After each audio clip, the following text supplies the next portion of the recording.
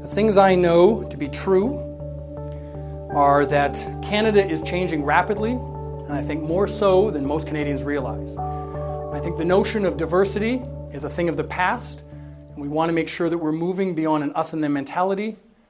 And finally, that if we want this to work well, and we do want our country to prosper, then we've all got to be part of helping out this process. But anyway, so we're going down Palm Springs, do a little bit of golf, and I love the desert. And so, foolish me, we go up together to the customs line in Vancouver to get into the States, because they have it right there at the Vancouver airport. And this guy looks at us, and before we were even the 4 steps to get there, he said, "Are you his brother?" to Jack. And Jack said, "No." He said, "You get back there." And he said it just like that. And then, so foolish me, I actually said, well, you know, we just got married. I assumed that was legitimate. And he said, and the interesting thing is he said, "We don't recognize your marriage in our country." And then really foolish me, I said, "Well, we are a sovereign country." And I said it in this tone. I didn't want to get kicked out.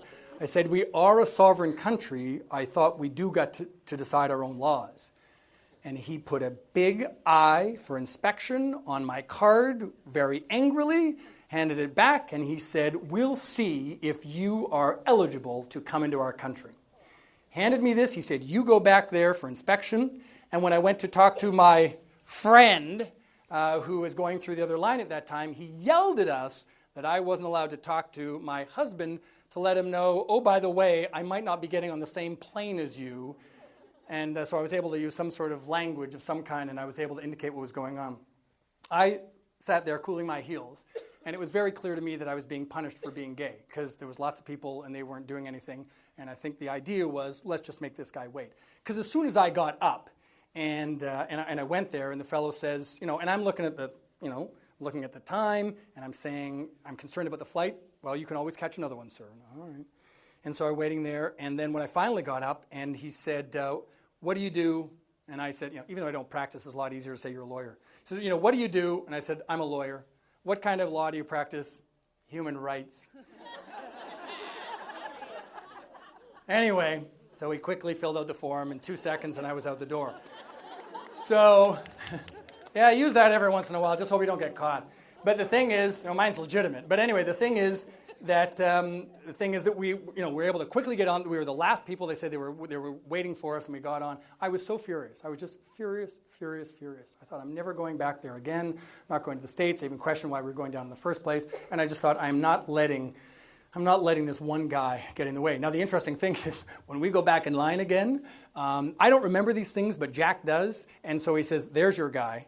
And so we avoid that line for sure, but we go up singly. And there was one time we were going into the States, and the fellow said, and it was somewhere else, but we're going into the States, and the fellow said, "Are you alone?" I said, "No, I'm traveling with that guy." And he said, "Is that your partner?" And I said, "Yeah." He said, "Well, he should be coming up with you." I said, "Well, let me tell you about the last time we tried to do this."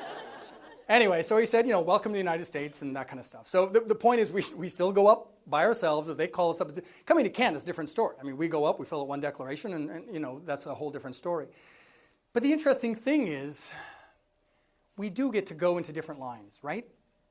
So I can pretend not happy about it, or I'm not pretending, but you know, no one knows necessarily that I'm gay. I'm not wearing a boa then, or anything along those lines.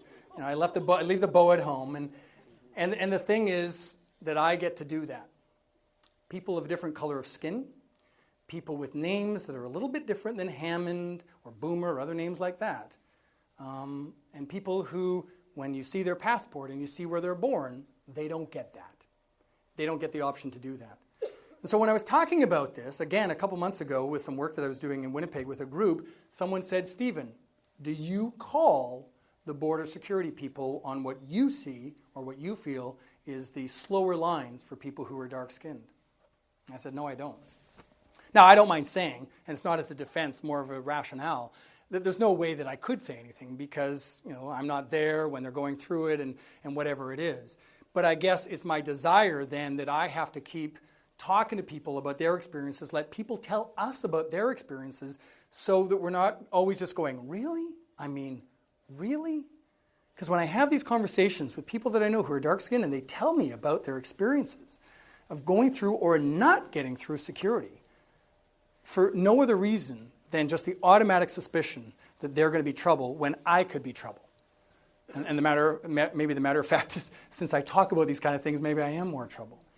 And so I guess there's going to be times where I'm just maybe not feeling as good about when I'm not speaking up, and then I have to make up for the other times when I do speak up, when I actually can do something.